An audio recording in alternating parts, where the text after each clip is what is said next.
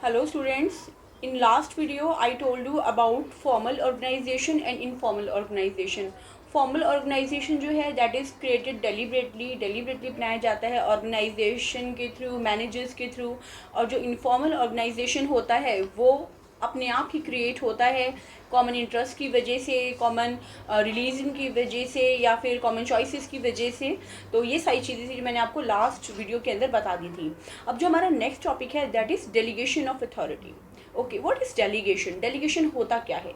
whenever a manager feels overburdened with his or her work, then he can share his work with his subordinate.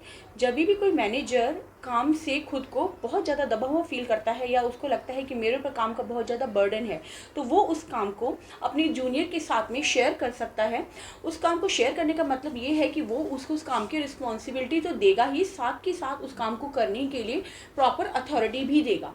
ठीक है, तो delegation definitely includes granting of authority and responsibility. ठीक है, साथ के साथ इसमें एक और एलिमेंट इंक्लूड होता है दैट इज़ अकाउंटेबिलिटी। अकाउंटेबिलिटी का मतलब होता है फिक्सिंग रिस्पॉन्सिबिलिटी, कि आपने आंसरेबिलिटी मांगी कि आपको ये काम दिया था और आपने ये काम किया या नहीं किया तो क्यों नहीं किया बेसिकली। तो डेलीगेशन के अंदर 3 चीज़ें आती हैं: authority, responsibility and accountability. Okay, अगर आप किसी बंदे को रिस्पॉन्सिबिलिटी दे रहे हो कोई काम करने के लिए, तो definitely you must assign authority also. जैसे कि हमने प्रिंसिपल्स ऑफ मैनेजमेंट में हमारा प्रिंसिपल था, सेकेंड प्रिंसिपल था अथॉरिटी एंड रिस्पॉन्सिबिलिटी। तो उसमें हम यही देख रहे थे कि authority and responsibility should go hand in hand. यही मैंने आपको बताया था उस टाइम पे कि अथॉरिटी और रिस्पॉन्सिबिलिटी दोनों कमेंसरेट होनी चाहिए, एक दूसरे के साथ में बैलेंस में होनी चाहिए। अगर अथॉरिटी ज़्यादा होगी और रिस्पॉन्सिबिलिटी कम होगी तो उसका मिसयूज़ होगा, और अथॉरिटी कम होगी, रिस्पॉन्सिबिलिटी ज़्यादा होगी तो वर्क पूरा नहीं हो पाएगा। Same applies here. वही चीज़ यहाँ डेलीगेशन में भी अप्लाई होती हैं कि अगर अथॉरिटी दी है और रिस्पॉन्सिबिलिटी नहीं दी तो क्या होगा कि इसका मिसयूज़ होगा, और लाइकवाइज ऐसे ही वर्क कंप्लीट नहीं होगा अगर आपने अथॉरिटी नहीं दी है तो जो थर्ड चीज़ है दैट इज़ अकाउंटेबिलिटी। अकाउंटेबिलिटी जो होती है दैट इज़ आंसरेबिलिटी। ओके, तो अकाउंटेबिलिटी का मतलब है आंसरेबिलिटी। आंसरेबिलिटी का मतलब आपको जो काम दिया आप उसके लिए जिम्मेदार हो या नहीं हो।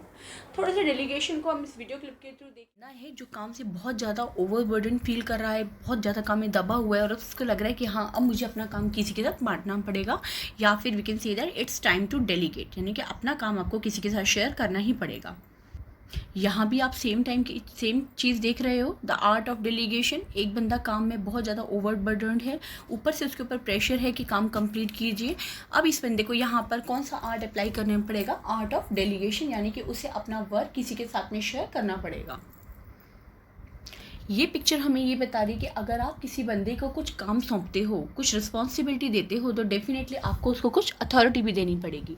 अथॉरिटी इज़ की टू परफॉर्मिंग अ वर्क, यानी कोई भी वर्क अगर परफॉर्म करना है तो उसके लिए हमें अथॉरिटी तो देनी ही पड़ेगी। तो आप इसमें ये बंदा इसको एक की दे रहा है, यानी कि चाबी दे रहा है। चाबी क्या है? बेसिकली अथॉरिटी, कि भी आपको हम अथॉरिटी दे रहे हैं कि आप इस वर्क को कंप्लीट कीजिए।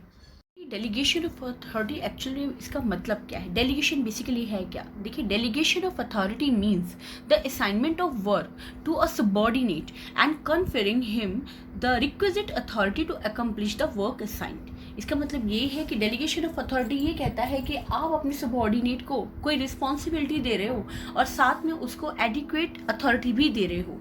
यानी कि अगर आप किसी को कोई वर्क देते हो तो आपको उसके लिए एडिक्वेट अथॉरिटी भी उसको प्रोवाइड करनी ही होगी। देखिए, डेलीगेशन के 3 एलिमेंट्स होते हैं: अथॉरिटी, रिस्पॉन्सिबिलिटी एंड अकाउंटेबिलिटी। तो अभी अथॉरिटी क्या है?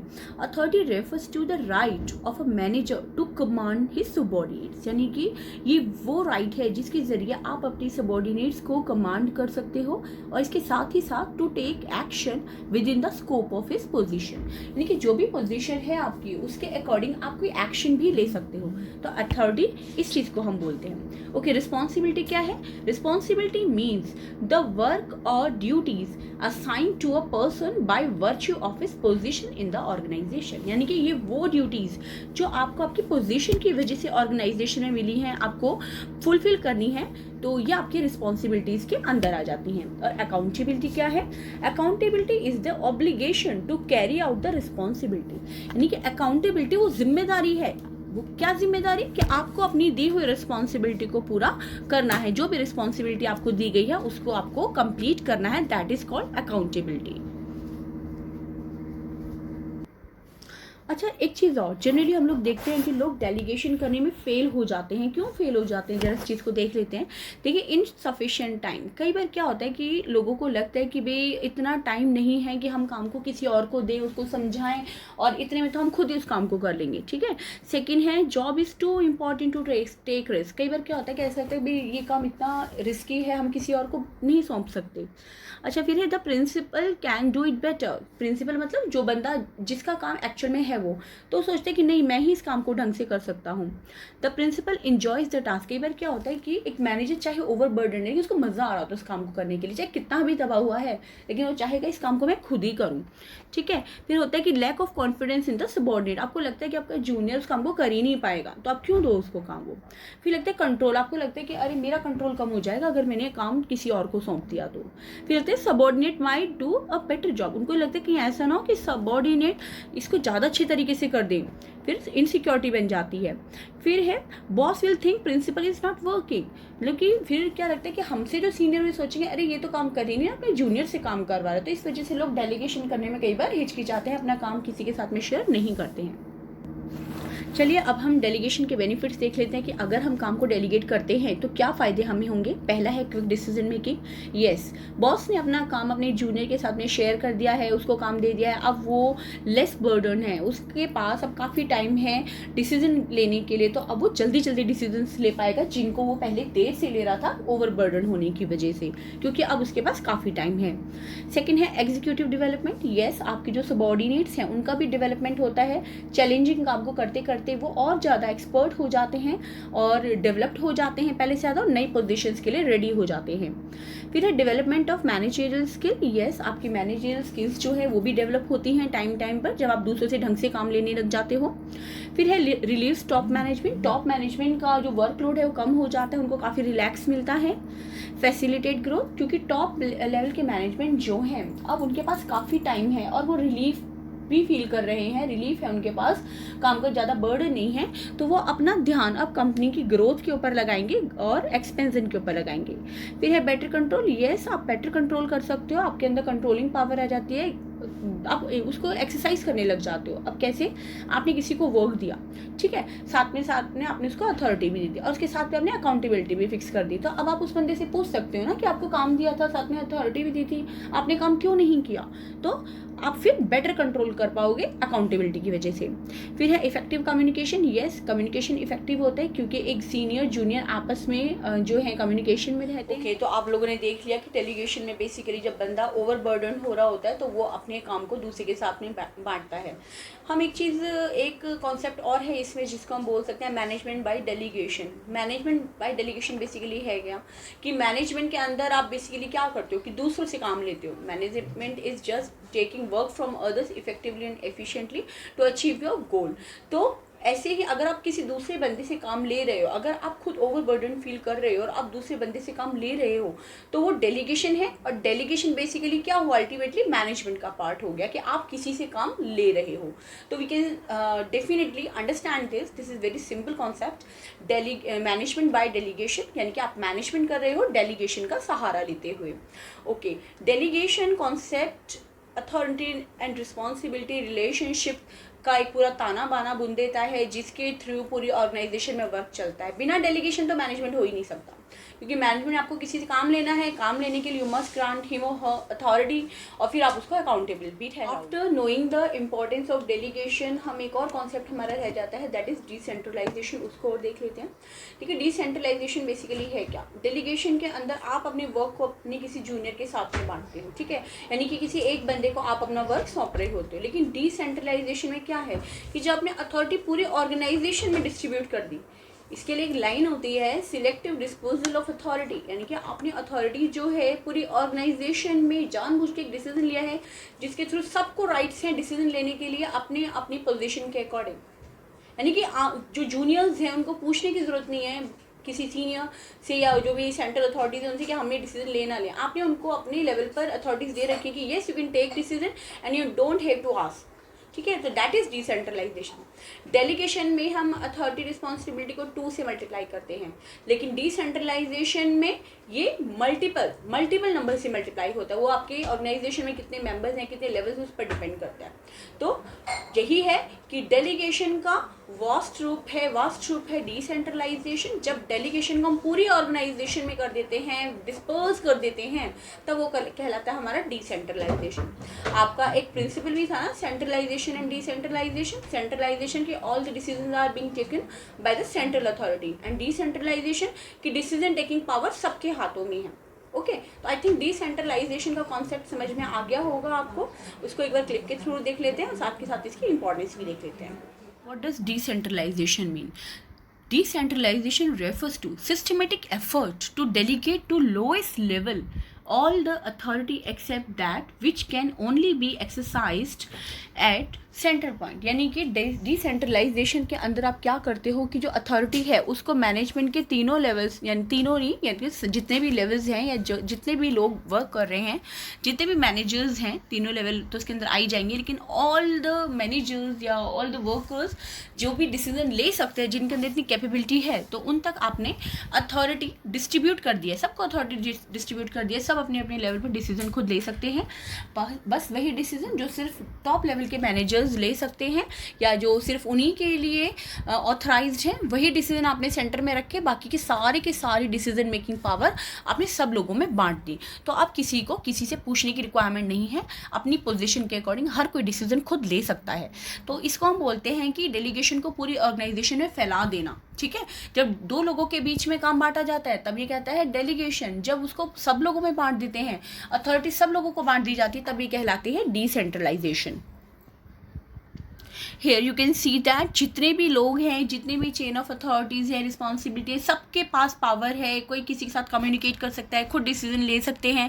ऐसा नहीं है कि सेंट्रलाइज्ड है या फिर जो सेंटर में बंदा है उसी के पास पूरे राइट्स हैं। नो, सब एक दूसरे से कम्युनिकेट भी कर सकते हैं और अकॉर्डिंगली डिसीजन भी ले सकते हैं। तो यहाँ पर डिसेंट्रलाइजेशन फॉलो हो रहा है। द इम्पॉर्टेंस ऑफ डिसेंट्रलाइजेशन, जो पहली इंपॉर्टेंस है that is it develops initiative among subordinates.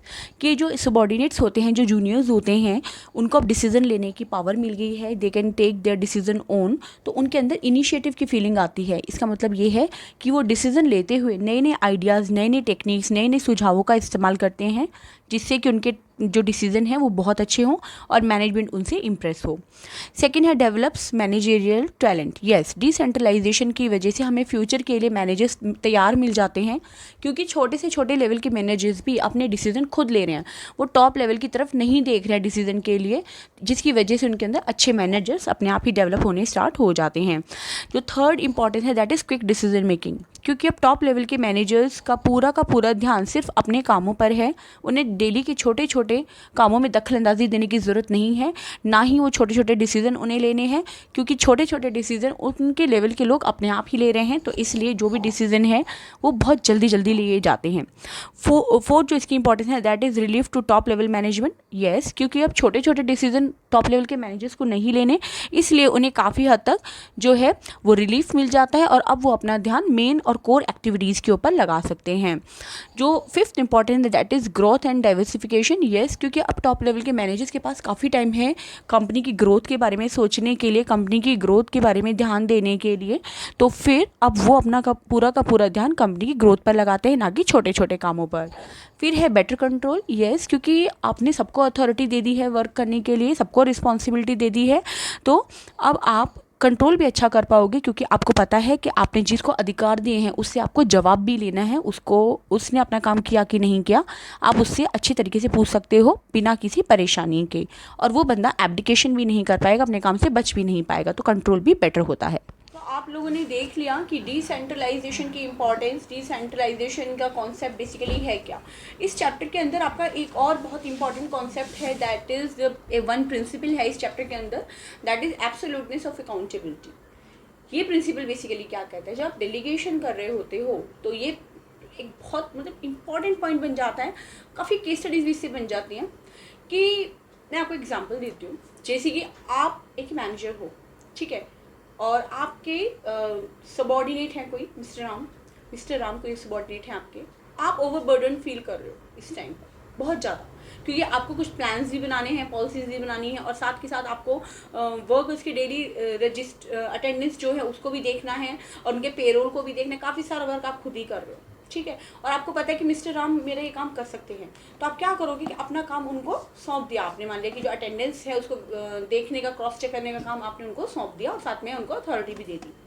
अब मिस्टर राम किसी XYZ रीज़न की वजह से उस अथॉरिटी को, उस रिस्पॉन्सिबिलिटी को ढंग से कंप्लीट नहीं कर पाते, तो क्या आप मिस्टर राम के इस गलती के लिए क्या सिर्फ उनको जिम्मेदार ठहराओगे? आप तो उनको जिम्मेदार ठहरा दोगे, लेकिन आपके जो सीनियर्स हैं, क्या आप उनको ये बोल सकते हो कि नहीं ये तो राम की गलती है, मेरी गलती नहीं है, वो काम कर रहा था? नो, अपने सीनियर्स के लिए only you are the person who is responsible for this, because आपने अपना वर्क शेयर किया है किसी के साथ में, ठीक है। आपने उसको रिस्पॉन्सिबिलिटी भी दी, अथॉरिटी भी दी, that is a different thing, आप उससे पूछोगे। बट अपने सीनियर्स को ओनली यू आर रिस्पॉन्सिबल, सिर्फ आप रिस्पॉन्सिबल हो। आप अपनी अकाउंटेबिलिटी, फाइनल आंसरेबिलिटी ट्रांसफ़र नहीं कर सकते। अकाउंटेबिलिटी बेसिकली है क्या कि फाइनल आंसरेबिलिटी, ठीक है। तो this is the each and every aspect of this chapter. ख़त्म हो चुका है आज ये चैप्टर, तो it's big day for this entire video session. And day है इसका, क्योंकि ऑर्गेनाइजिंग चैप्टर आज हमारा ख़त्म हो गया है। नेक्स्ट चैप्टर जो है हमारा मैं उसको कंटिन्यू करूँगी, मैं बता दूँगी कौन सा चैप्टर मैं करवाने वाली हूँ, तो that is a suspense till. मैं यही बोलूँगी कि आप लोग पढ़ते रहिए, और कोई डाउट हो तो आप डेफिनेटली यू कैन आस्क, और कमेंट्स में भी आप दे सकते हो अगर कोई डाउट है आपको तो जब तक नेक्स्ट वीडियो नहीं आती तब तक इसको देखिए, अच्छी तरीके से समझिए। बहुत इंपॉर्टेंट चैप्टर है ये, एंड वीडियो भी इम्पॉर्टेंट है। तो बाय।